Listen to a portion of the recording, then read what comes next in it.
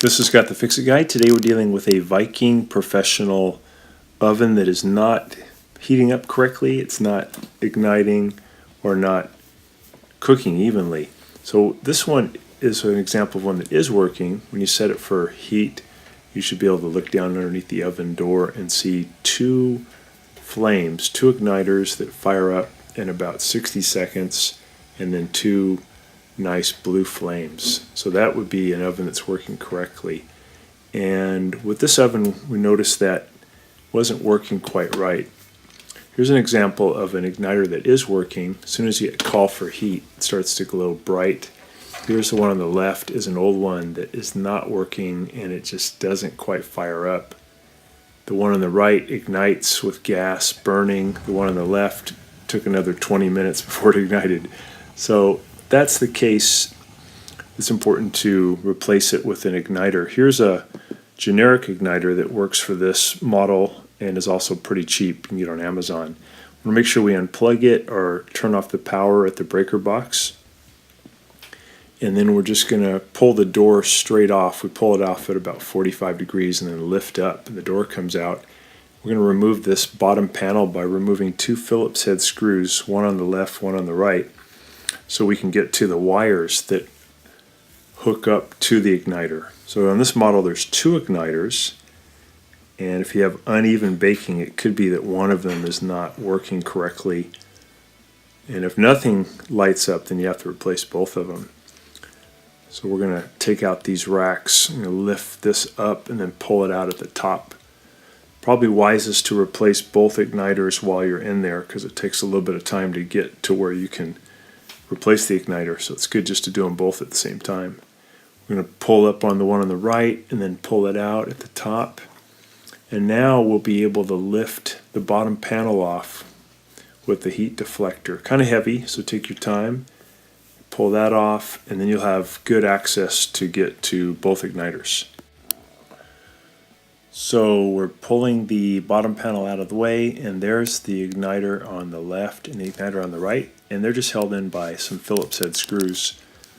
And we're just going to put a little bit of lubricant on the threads. You can use any kind of oil. This stuff works pretty good though. But any kind of like 3-in-1 oil, mineral oil would work. Just put a little bit on each one of the threads. And then we're going to be removing the igniter on the right first. We just have to undo the wires for that igniter and then just spin out those two Phillips head screws. The one on the left's a little bit harder to get to. Takes a little bit more steps, but this one's pretty easy. So we got the screws out, can lift it up, and we just have to remove these two wires that hold it in place, or that give it power. Then we can just pull the whole thing out. And then all we need to do is just cut the wires from the old one and splice them onto the new igniter. The new igniter doesn't come with modular wire connectors, they're just regular wires. So we're going to use the old wire from the old igniter. We're going to cut it off, and then we use these ceramic wire nuts to connect it. Now we're going to pull the wires through the firewall, and once we get them through, then we can just put those Phillips head screws back in on that igniter. Make sure you get the wires all the way through, because you don't really want any wire in that oven cavity where it gets super hot. Any excess wire. So we got that in position. We're just going to thread those Phillips head screws back in.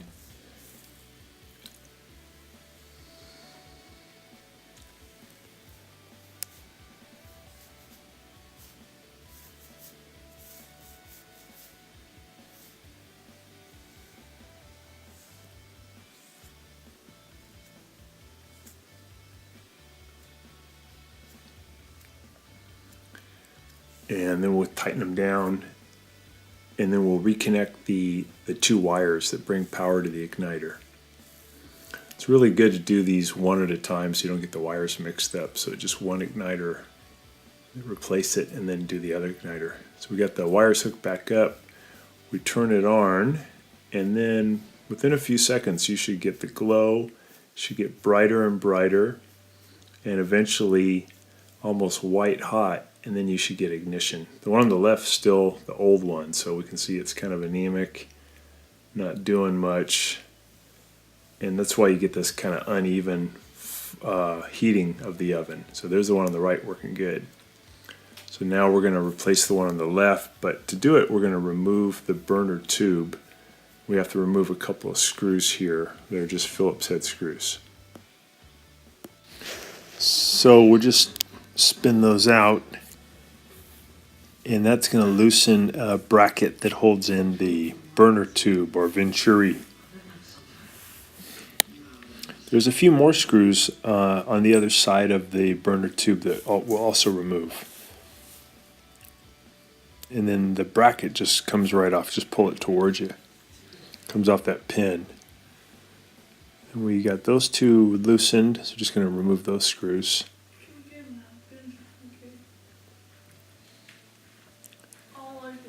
And then we just undid the venturi burner tube from its seat, and we're going to pull the whole thing out. We've got to make sure we undo a couple wires that are holding on the igniter. You got this one over here at the safety valve. Just wiggle that one off. And then we have one that connects to a red wire. Can undo that one.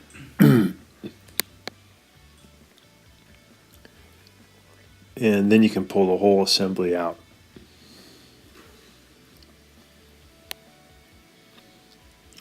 So we'll remove the screws that hold on the old igniter.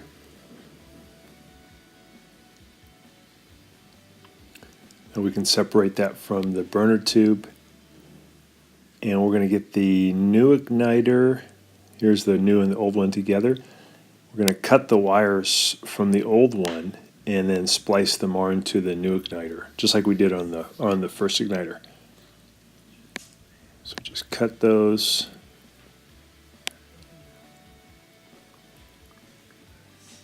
We'll splice about 1/4 inch of the insulation off, and we use our little ceramic wire nuts to hook them together. There's the two old ones.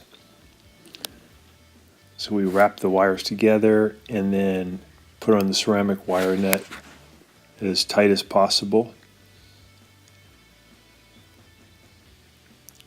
We do that for each side.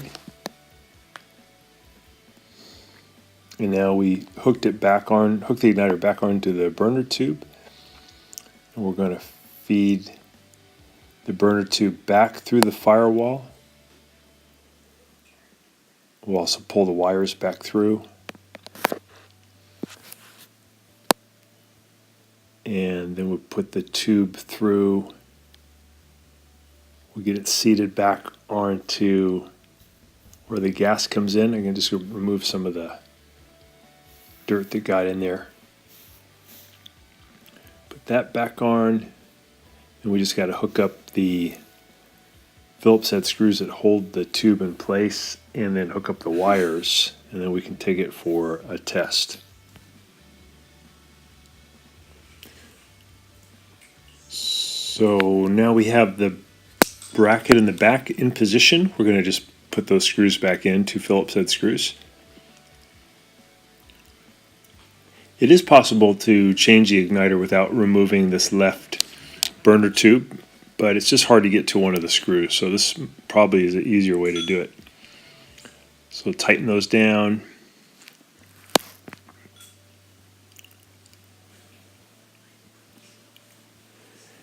And then we have that little bracket in the front that we have to put back on. So there's a kind of a big part and a little part. The little part goes against the firewall, and the big part goes over that little pin on the venturi tube. Put those two screws in to hold it in position. And then we just have to put the two wires back on. One goes to the red wire and one goes to the safety valve. So we got that one. This is the one on the safety valve. And then we're going to hook up that red wire for power.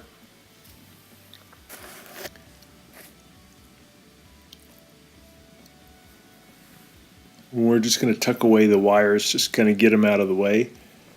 Try and be careful that no wires are sticking into the area where the oven is.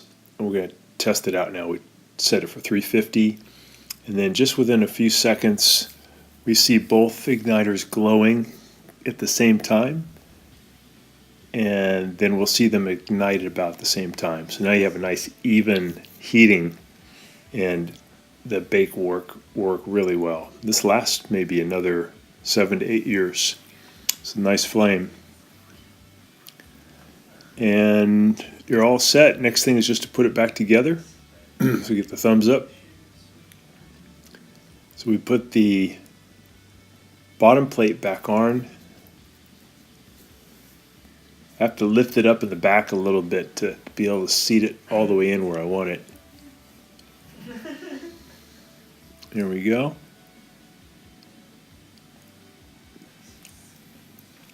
And I'm going to put the grates back in. So I push them in at the top and then set it down. This is the one on the left.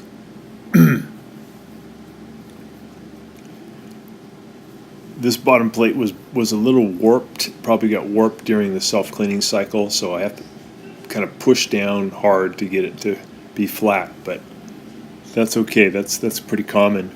Put the one in on the right, push it in, and we'll put in that bottom plate, the toe kick panel. Just hinge it back up, and then we have 2 Phillips head screws we're going to put back in.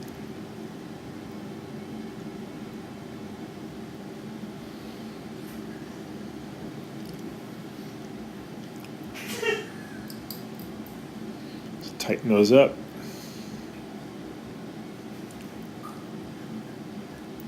Put the grates back in.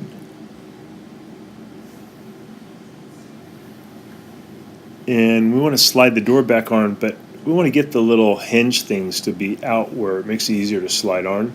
So I'm going to pull it toward me and then push this little lever down to hold it. You can do it at this 30 degrees, or you can go down to 45 degrees, whatever is easier for you. Either one works. Do the same on the right side, and then I'm going to put the door against my knee and just feed it onto those hinges, and we're going to push it down and kind of wiggle it and push it at the same time, and it should seat itself down. You may have to move those little levers.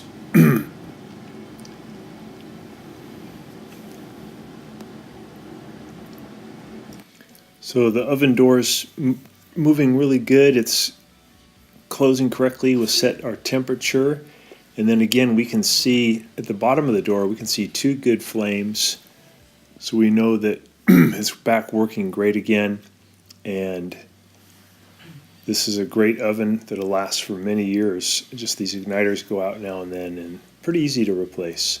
So this is on the Viking Professional. So thanks so much for watching, and please subscribe to our channel when you get a chance.